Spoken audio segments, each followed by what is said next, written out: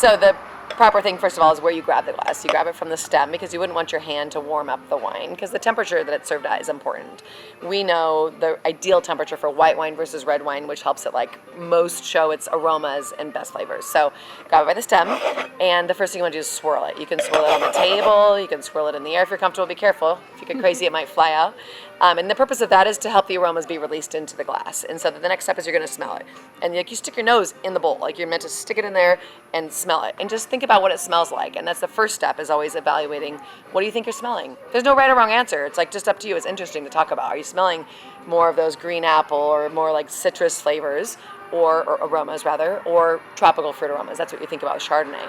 And then the next step is you taste it. This isn't my glass, so I'm not going to taste it, but sip it, take a little taste, and suck a little air through it. So if this were the wine, it looks like this.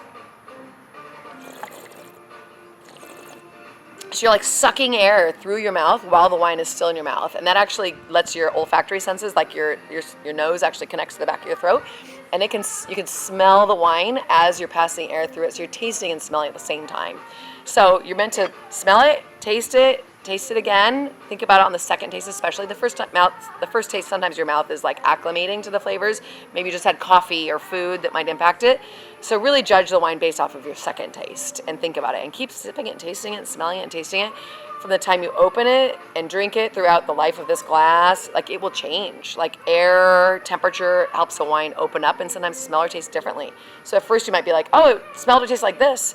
And at the end, you might say, now I think it's this. That's normal. It changes.